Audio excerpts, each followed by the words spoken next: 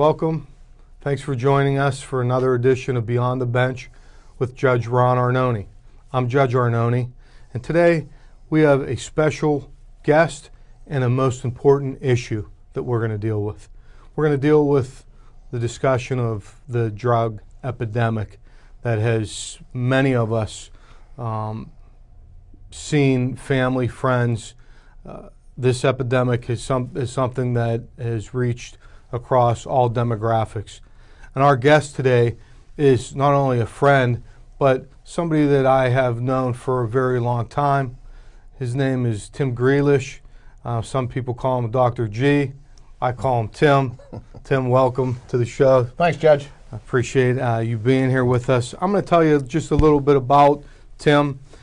Tim is a CIP and NCIP. He's been clean and sober for over 31 years, and 29 of those years has been spent working around the treatment industry, helping other people.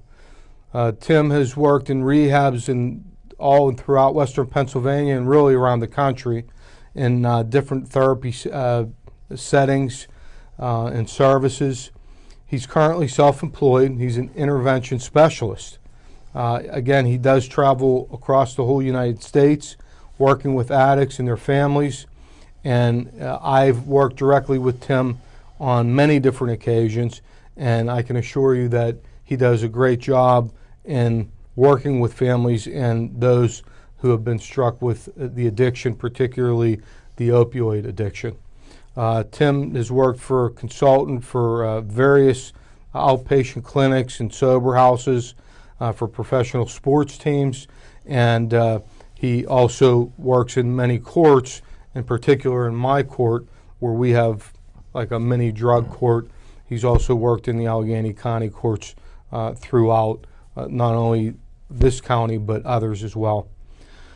Tim, again, thanks for being here. I know this is obviously a near and dear subject to your heart and mind, and you really are at the forefront of helping people out.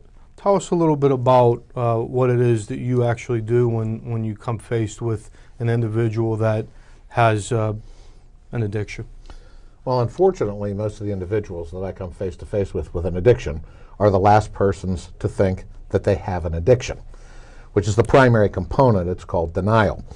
What I do as an interventionist is, I guess you could say, it's a dysfunctional surprise party. So I tell people, if I show up at your house one morning with your whole family and you didn't know we were coming, just put 28 pairs of underwear in a bag because somebody's going to rehab. Now, what I do in court, and you and I have kind of, well, in particular, have kind of pioneered this, is try not to jam these young people up and punish them for having a disease. Now, there are consequences, legal consequences, and you're very good with that. But the reason I like working in your court system is you're also very good on the other side of it, knowing full well why these individuals are put in front of you in the first place, and that although they've committed crimes, sometimes maybe they're not really criminals, they're drug addicts who steal and commit crimes to just feed their addiction. So your idea and my idea are one and the same. Let's pull the weed out by the roots. Let's take the cause, because you don't want recidivism. The last thing in the world you like to see is somebody coming back into your courtroom over and over again. And I've watched you. I've watched your frustration, and believe you me, in this business, I can understand it because I have the same frustration. Not everybody gets it the first time. That's so true and well said. Let's talk about really some of the activities that we do undertake and look at in our courtroom setting. When we have an individual come in, often there's criminal element attached to that drug component, and I know you touched on it, the fact that it is a disease, and, right. and we do have to confront it in that perspective, and that's how we try to work together to that end. But let's talk about just the fundamentals of when you come into a courtroom setting such as mine, and how we work together to get that individual help.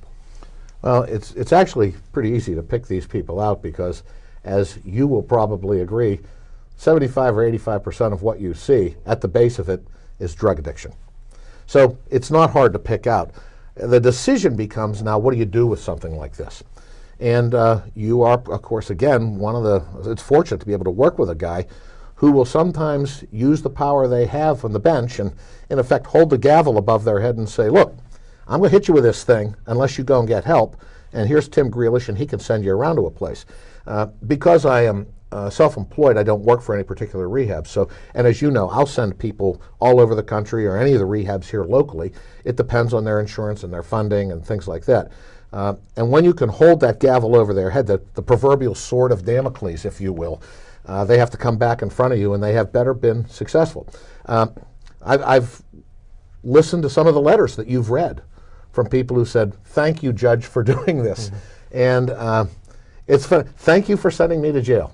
Yeah. Thank you for sending me to rehab. You don't think you're going to get that kind of response, yet it happens because what you're able to do with the power that you can wield based on the legal consequences is help these people. And they realize it later. No question about it, and thanks for saying that.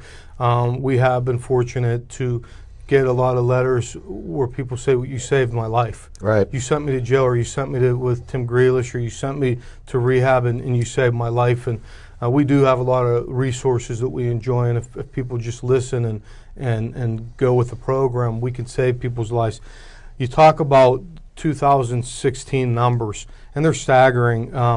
Just in Pennsylvania alone, the heroin deaths in 2016, 2,089, just heroin. Fentanyl, 2,395. Prescription opioids, 1,131. Allegheny County last year, 648 people died of overdose deaths due to the opioid program. Washington County, over 100. Westmoreland, 174. Philadelphia, almost 1,000. So that all correlates to the national number. More than 64,000 Americans in 2016 died of a drug overdose. 64,000. Sometimes I talk about correlating terrorism with this drug epidemic, and think about the idea of a full 747 full of people going down every day, and that's the drug epidemic that we're dealing with. Well, the national statistic I heard that was staggering is that every minute in the United States, 7 people die of a drug overdose. Wow. Every 60 seconds. Yeah. I don't see anything that's rising to the level that this drug epidemic is taking it, but it's insane. And what's bizarre about this is people are looking at the youngsters. Yet I can assure you that the group of people who addiction is really starting to affect, and the numbers are going up, are the over 55 crowd. Right, and we're going to get into some of the demographics and the age groups. I'd like our viewers to know, how can we make a difference? What can we do, not only as professionals and law enforcement, the courts?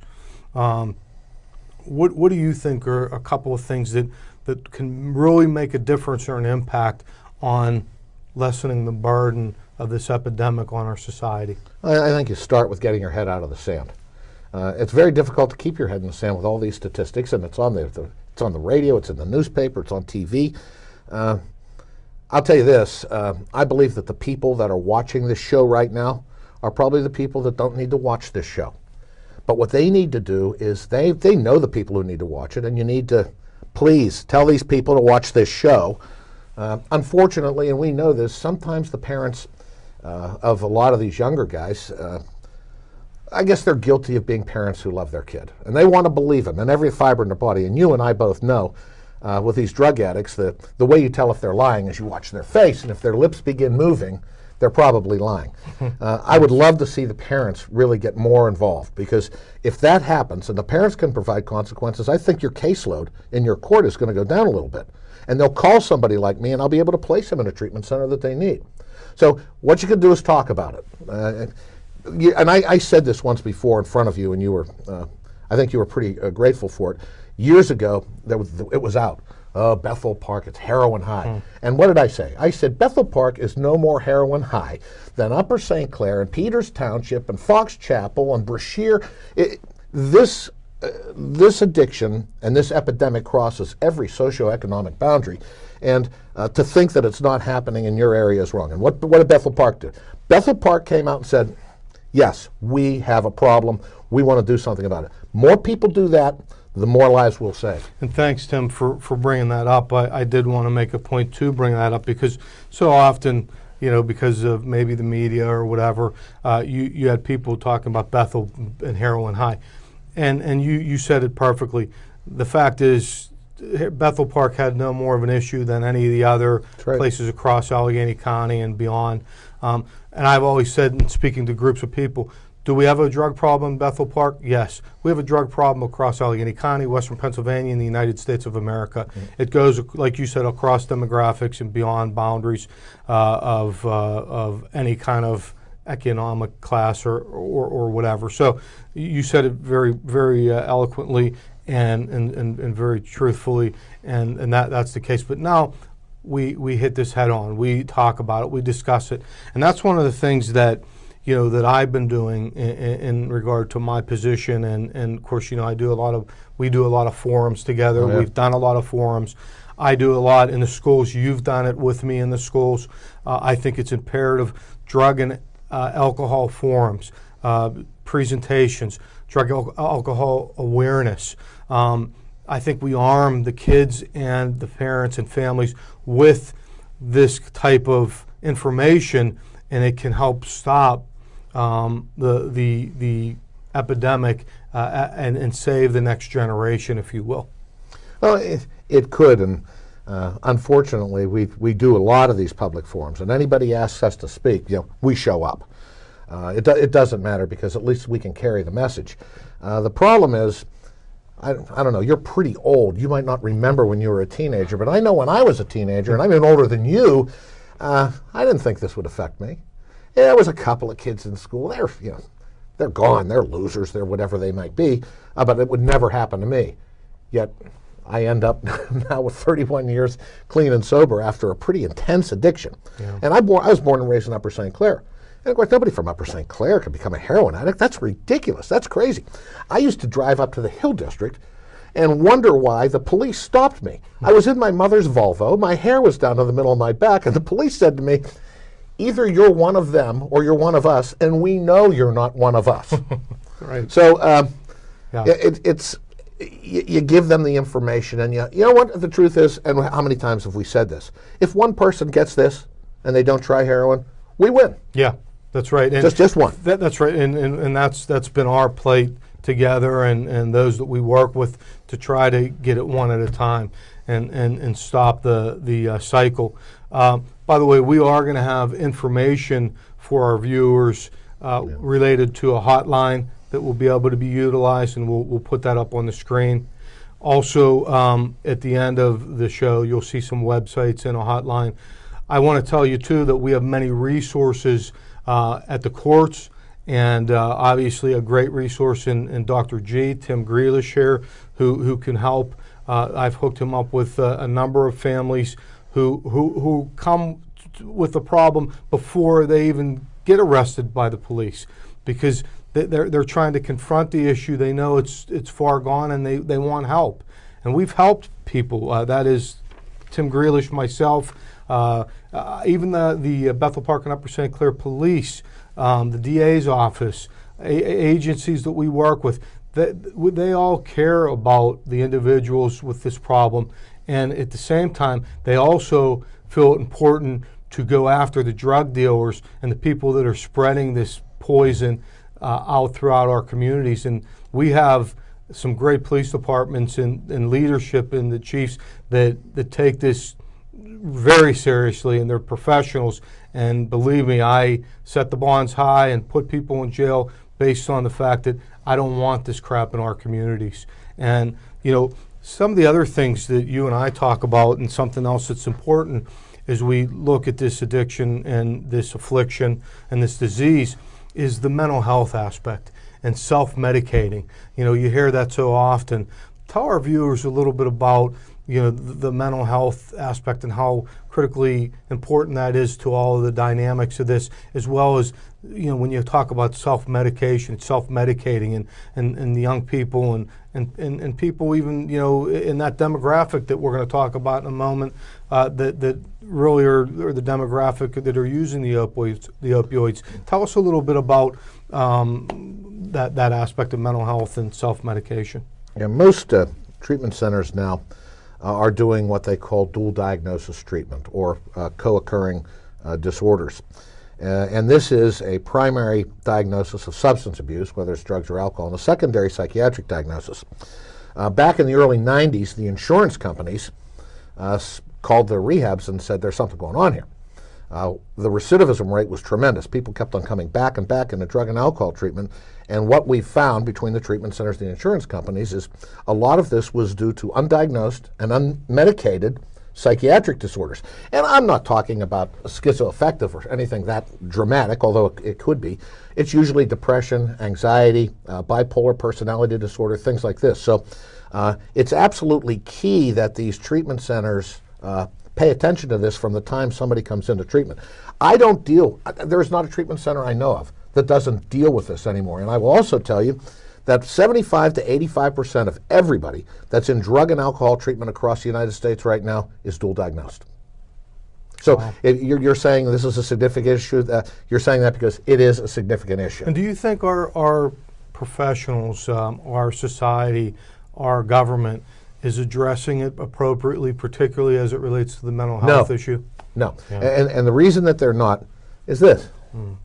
It's all about money. Everybody wants to get treatment, and I can't tell you how many families I've talked to that don't have any insurance, don't have any Medicaid. My son wants to get clean, and now no one will help him. Well, it's unfortunately, and people that I talk to will say, Tim, is it all about money? And I said, well, yeah, it is.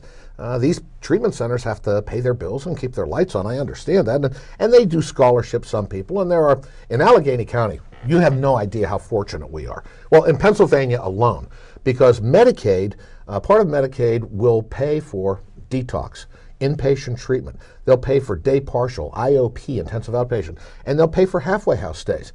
Go to any of the surrounding states. They don't do that. So we're pretty lucky in Pennsylvania, and it seems like the federal government and even Pennsylvania are taking even more closer look at this from a budgetary standpoint, allocating more funds and calling it what it is, a crisis and an epidemic, and hopefully, over the next 6 months, a year, some of these other things will roll out. Well, they've had to do that, and they've had to do that because of one word: death. Yes, right. The politicians' constituents are now knocking their doors down, saying, "What are you going to do about this?" Somebody has to do something. Most definitely. And unfortunately, what happens is for politicians to pay attention, maybe a politician's kid dies. And I think that's probably happened. I hate to say that, but no, I hear what you're saying, and I don't disagree with it. I've seen and dealt with and worked with so many families, not only close to mine, but people that I've been friends with that I coached their kids in baseball and football, and I've seen it. How do drugs change a person's brain, and how do people relapse? And let's talk about relapse and the fact that it happens, so frequently over and over. And can drug addiction be cured? It can never be cured. It can be arrested and recovery is possible, but it can't be cured. Addiction is recognized by the majority of the American Medical Association as a genetically predisposed disease. And based on our statistical evidence that we've been able to collect in treatment settings, we believe that probably 99 out of 100 people, we can draw a direct link back to addiction in their family. Now, it might not be drugs. Maybe it's gambling. Maybe it's food. Maybe it's sex, a la Tiger Woods. Right. It could be anything. Because then people will say to me, "Well, my grandfather didn't drink." I said, "Well, was he ever go to the track?" He spent his whole paycheck. It's addiction. Yes. So the drug doesn't matter as much as the treating the disease of addiction. So what happens is, as soon as you do a drug, you get out of yourself. And it affects the pleasure center of your brain. And your brain says, that was dynamite. I want that again. And unfortunately, you chase that first high for the rest of your life, and you never get the same feeling. But you chase it. Right. Because your brain now wants it. And the more you use, the more your tolerance goes up, which means the more you use. And it's just a vicious, never-ending cycle. And you have to, in effect, lock yourself away from yourself, remove yourself from a situation. How can a heroin addict stay clean if he's got a heroin dealer on his phone? Yes. He can call him, they'll front him stuff, they'll Yep. give him, and then they'll come and... That's something we should talk about too. You know, if a family has an individual, particularly a younger person that is addicted, what are some of those things you have to do? And that's take their cell phone away, get them away from those people that they've been involved with, obviously sending them to rehab, all those things. Those are all important components. Let's talk about local government and the fact that, you know, you and I sat on a panel the other day. I know that some of the local council people, the police chief, some of the churches, clergy were involved. I applaud Bethel Park for getting out in front. You guys are all over this. And Councilman O'Brien and Councilman Mowry and the mayor was there. I mean, they really got out in front, and they always have worked with me and my court, and now they're trying to do it as a community, and I do applaud their effort. I think that was dynamic to get all those folks together. Well, you have just mentioned to the audience here that at the end of this, you will be posting a list of resources. And I guess I've been in this business over 30 years, and I was a little bit surprised at the amount of resources that were out there that I didn't even know about. Now, you know, they're being offered through different congregations and different churches, but that doesn't mean that they're not valuable assets. Right, and one of the things that we plan on doing from that forum is the councilmen and these groups, they're going to pull all those resources together and try to come out. I believe they're going to try to work with the Community Foundation and try to come out with some resource pamphlet or booklet that people can utilize, maybe a website. We already have some of that stuff in the courts that you and I put together and worked on, and I have a booklet. I have some resources which I'm always happy to share with anyone and help anyone out in our district and beyond. Of course, like we talked about the school programs and the drug and educational awareness programs. I want to briefly talk about a little bit about marijuana in a moment, but before we get into that, I did want to just talk about things like Vivitrol and now the implants that they're using that impart that same medication to reverse the naloxone.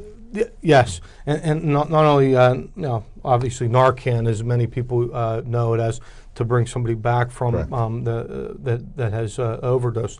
Can you talk a little bit about the Vivitrol and the Narcan? Yeah, Vivitrol is a shot that was developed about 8 years ago and has just come into very prominent use. And what Vivitrol does, it for 1 month after one injection, it cuts the desire to use and kind of puts a block in between the nerve endings that feed the pleasure center of the brain. So you could do heroin and you might not get high from it. Or you have no desire to do heroin.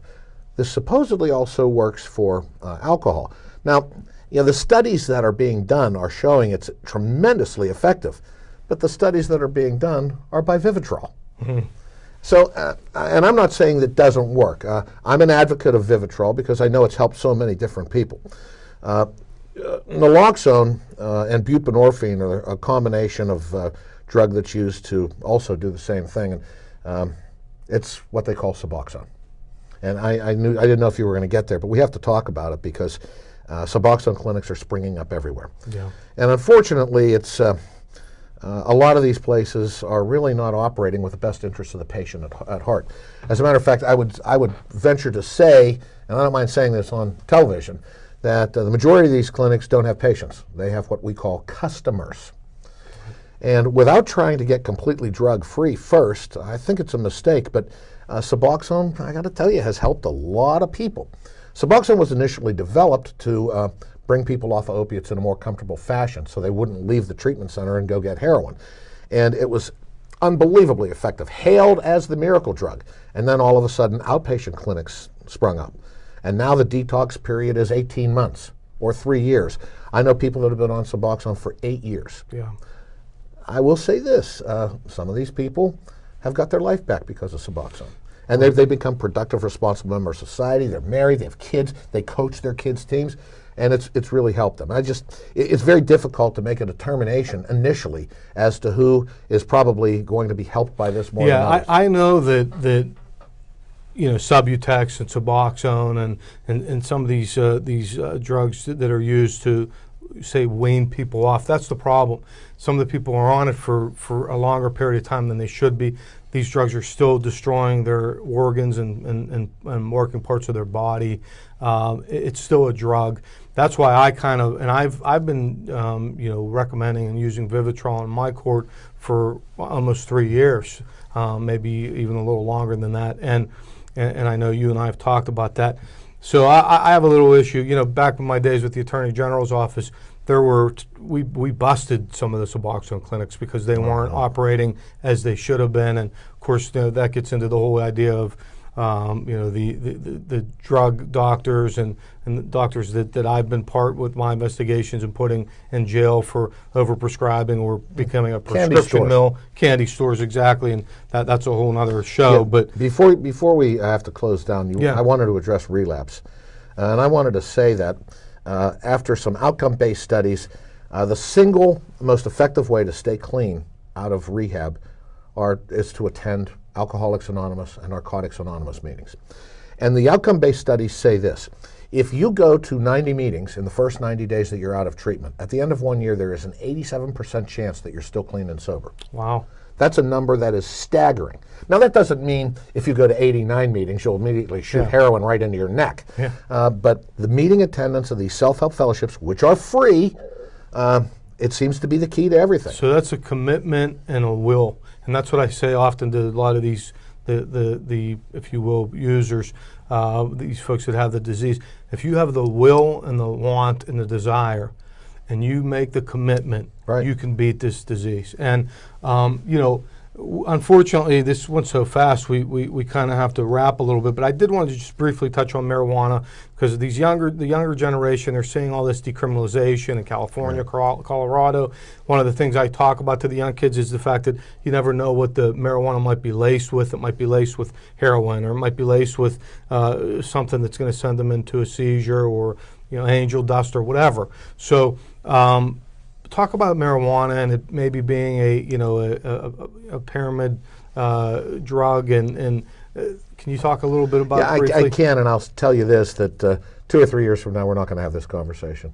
The state will probably be backed into the corner, and because of the tax mess they find themselves in, marijuana will become legal for recreational use, and it will be taxed to hell and back, and we still won't have any potholes that are filled in. Marijuana is still considered to be a gateway drug. There are people that will smoke marijuana and then quit and never smoke it again. The majority of people that smoke marijuana go on to harder drugs. Yeah, and I know that to be a fact, as do you, having done this for so long. Tim, thank you so much for being here, for enlightening our audience. It seems like we're probably going to have to do another show because this went so fast, and I'd like to bring about more information to the public about this very important subject matter that is the drug epidemic, and that is opioids that are destroying the fabric of our lives and our society. I'd be happy to do another show because you people actually took the yellow M&Ms out of my bowl in my dressing room. He is not only very smart, but very funny as well. My guest, Tim Grealish, thank you so much. It's such a pleasure Thanks for having me. Being with you, and I enjoyed it, and I hope the public enjoyed it. And again, folks, thanks so much for joining us for this edition of Beyond the Bench, and we'll look forward to seeing you again soon. And please stay safe, and God bless.